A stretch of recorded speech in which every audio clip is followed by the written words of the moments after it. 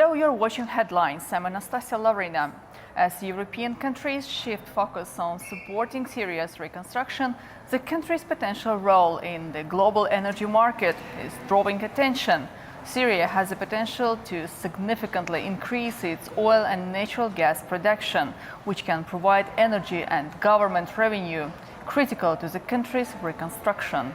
With sanctions easing, there is potential for revitalizing its energy sector, which could make Syria a key player in regional energy trade.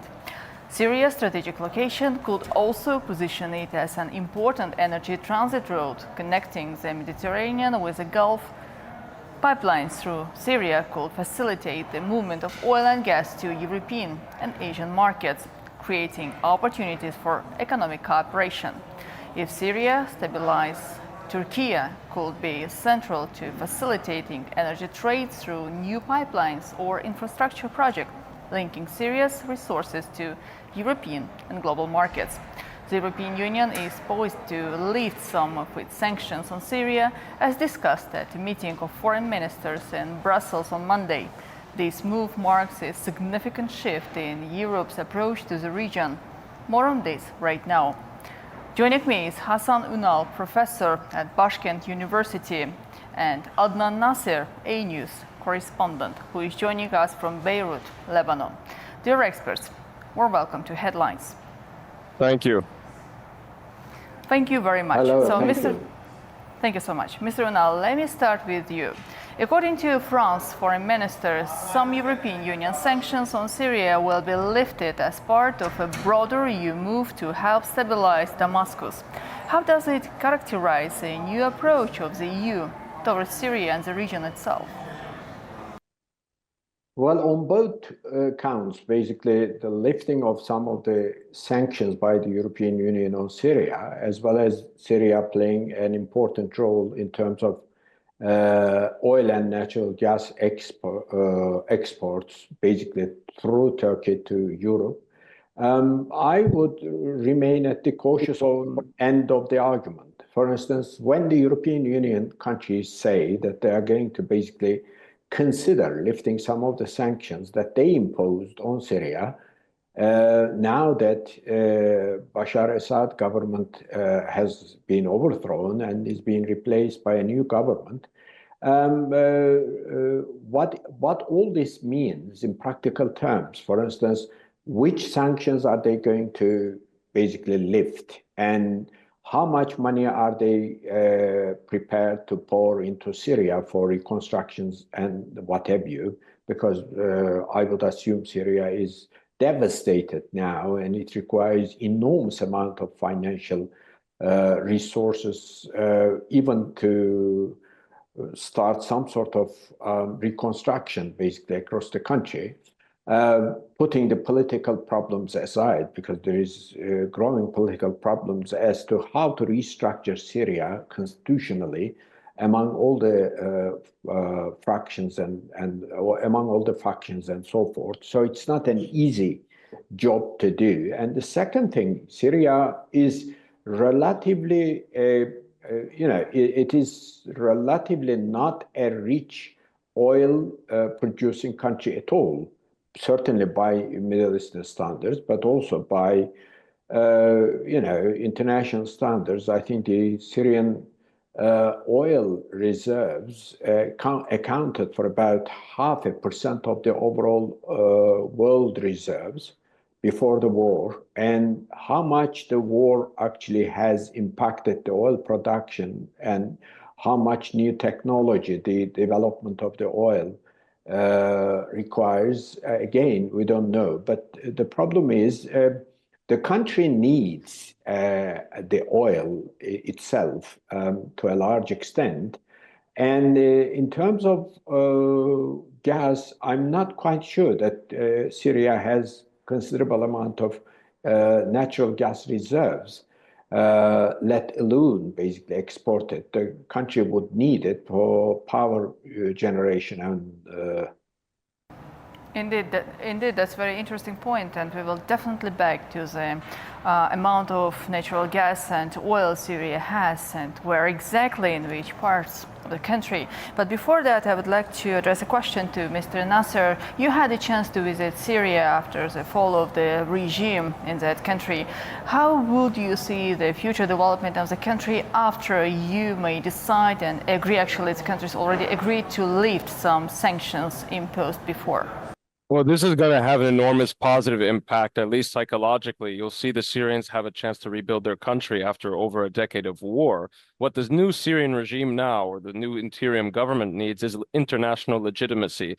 So it's not just funds that are going to be coming in, or opportunities to create wealth and generate income and revenue streams that they otherwise might previously not had possessed because the country was ruled by the regime of Bashar al-Assad, but it creates a sense of international legitimacy. This is what they desperately need. Now, to go back to Professor Hassan's point, yes, it's true, Syria was not generating most of its income through oil or gas revenues. This is not an oil-producing country by any, definition, at least compared to countries, let's say, Iraq, Saudi Arabia, the United Arab Emirates, Qatar. These are the countries, however, Saudi Arabia in particular, will probably be doing most of the investments. So what they need now is for sanctions to be fully lifted. I think that's going to be on the part of the United States so that more foreign investments can come in. But it's going to take a long time. But now it's more about European countries who may decide to help Syria with reconstruction. Mr. Nasser, one more additional question to you. Do you expect that United States of America may decide to increase its presence under the Biden's administration? We didn't see that much involvement, but now Trump is in power. So how would you assess the expectations from this future partnership? I think President Donald Trump now is waiting to see what what kind of concessions he can extract from the ruling regime in Damascus. The previous regime the administration of President Biden, he did lift some sanctions on humanitarian grounds. But President Donald Trump might wait to see what else he can get out of the leadership of Ahmed al-Shara. I also think it's probably in the best interest of the United States not to do anything that would be perceived as negative towards the new Syrian regime and the Syrian people, as well as doing anything that could jeopardize the relationship with Turkey. We do know that things are linked with each other. So it's possible that President Donald Trump is waiting to see how the Turkish government is going to handle things regarding Syria. Mr. Unal, coming back to the main points, the Syria's oil and gas field mostly are located in the eastern Syria, which is now largely under the control of YPG, which is being considered by Turkey as a terrorist organizations. And in that part of Syria, the US forces are still deployed. So how do you see the future engagements of Turkey in its Syria's reconstruction and development and its energy policy development? Do you think that Turkey may decide to work with the United States in this particular field? Well, there is a lot of factors to be basically that need to be taken into account when it comes to Syria, Turkey's approach to Syria and Western approach to Syria. For instance, we know for a fact from all our previous experiences when the Western countries are engaging in a situation like the one that exists in Syria, they might come out basically offering certain financial relief here and there, but they would normally come around with a lot of political strings attached to that. So, for instance, what would the European Union's lifting some of its sanctions on Syria be linked to? What political strings would that be linked to? So there is the Greek, for instance, government, Greek Cypriot government that keep talking about Turkey and Syria, not certainly, they are trying to prevent a maritime zone agreement between Turkey and Syria, and they are trying to make it a condition for Syrian government to accept that they should not get into at a negotiating table with Turkey about a maritime zone delimitation and blah, blah.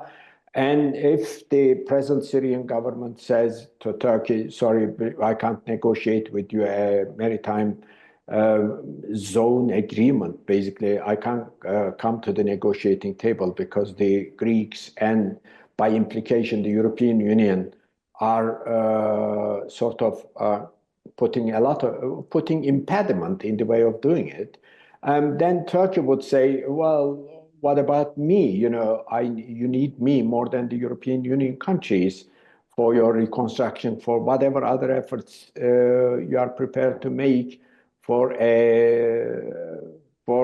basically all the efforts to put into place.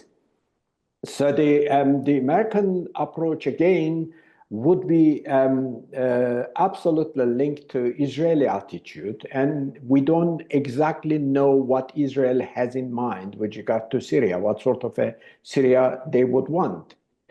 So there is a lot of complicated questions. And the last thing, as you actually touched upon, is the tension between Turkey and the PKK, PYD-led establishment, the enclave to the east of the Euphrates. Turkey would not like to see that entity having any kind of autonomy at all. The Turkish authorities have realized over the last few weeks the importance of keeping Syria as a unitary state. And whether the present government in Syria will be able to keep Syria as a unitary state is another problem, and or at least it is another matter. So we'll have to wait and see. There is a lot of things. To talk about Syria as a prospective oil exporting country and Syrian, oil flowing into Turkey, and then if Syria had so much oil, then there would have been a pipeline constructed between Turkey and Syria during the good days of Turkey-Syria bilateral relations. There's no such thing. Mr. Ronald, you raised two very important issues, and I would like to address this question to Mr. Nasser. Cooperation in between of the European Union and Syria after this intention to leave the sanctions, but at the same time we cannot ignore the big role of Turkey in Syria now and already started partnership with a new government in Syria. Therefore, my first question, do you expect for Syria to be more closely engaged with Turkey and Middle East countries rather than with Europe? That's the first issue. And the second issue is getting that revenue from oil and gas production in the future. Whom do you think should take control if it's needed, and to make sure that all of those revenues will be addressed and sent to the reconstruction and the benefits of the people? And look, to keep it short and blunt, there's no country that really has the right to tell Syria what to do with its own natural resources and what kind of relationships it should forge. Turkey has been an immense partner, a strong partner of the opposition since day one of the Syrian revolution.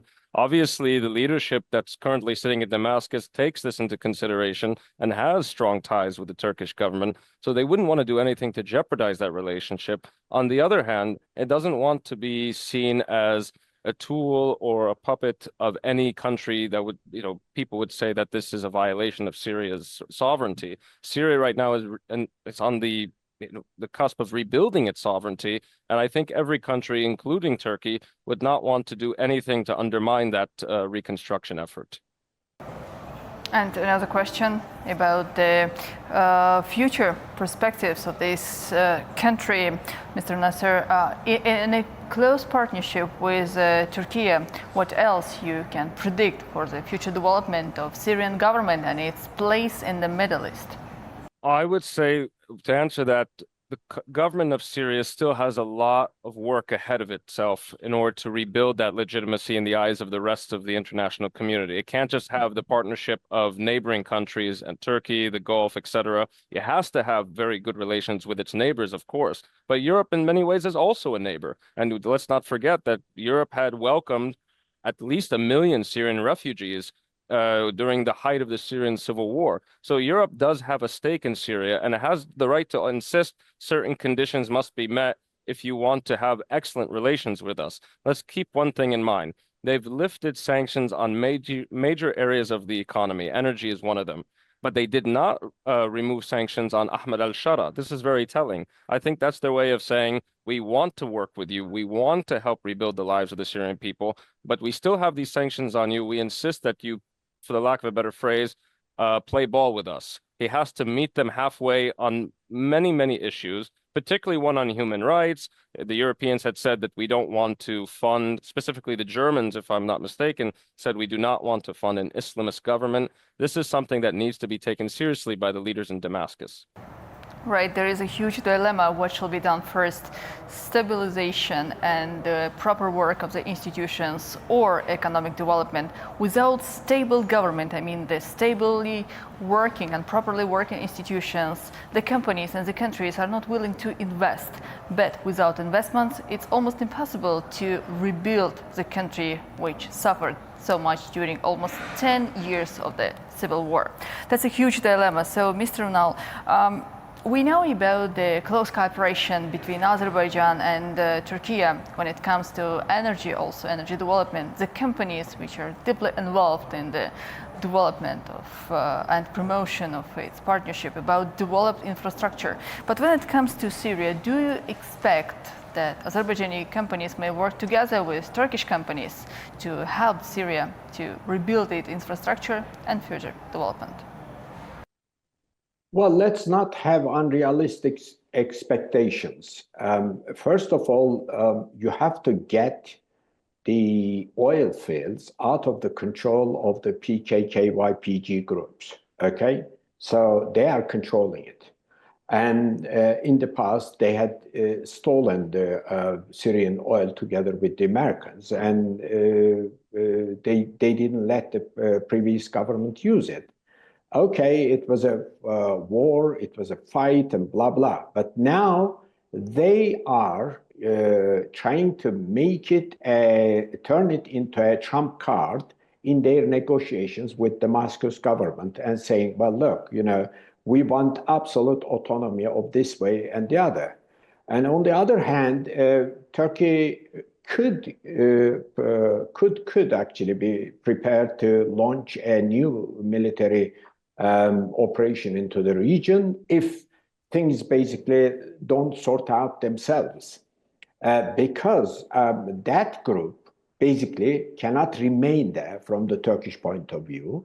And second, Syria, if it basically goes in the way of a federal government, because a federation in the heart of the Middle East would be the beginning of the disintegration. And if it is going to disintegrate, then that would basically herald enormous problems for Turkey and from the Turkish point of view. Again, you know, okay, Turkey and Azerbaijan could do quite a bit. Azerbaijani oil companies are extremely experienced, and Turkey could provide all the logistics and blah, blah.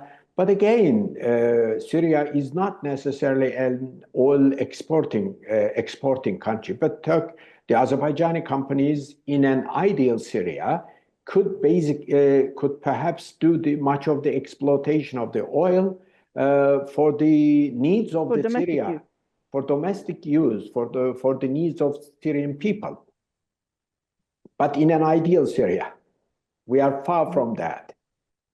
Indeed, much time and needed for that, and a lot of efforts to be put not only by the Syrian government but also by all of those countries who are willing to support.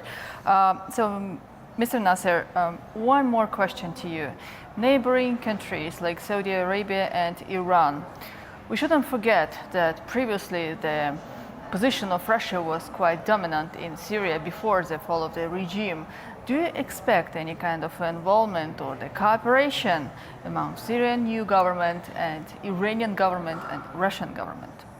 It's quite possible. I can imagine that the Syrian government today would want to maintain cordial relations with the Russian government, as it already said it would like to do that. It's waiting to see on the behavior of Iran before it makes any overtures to Tehran.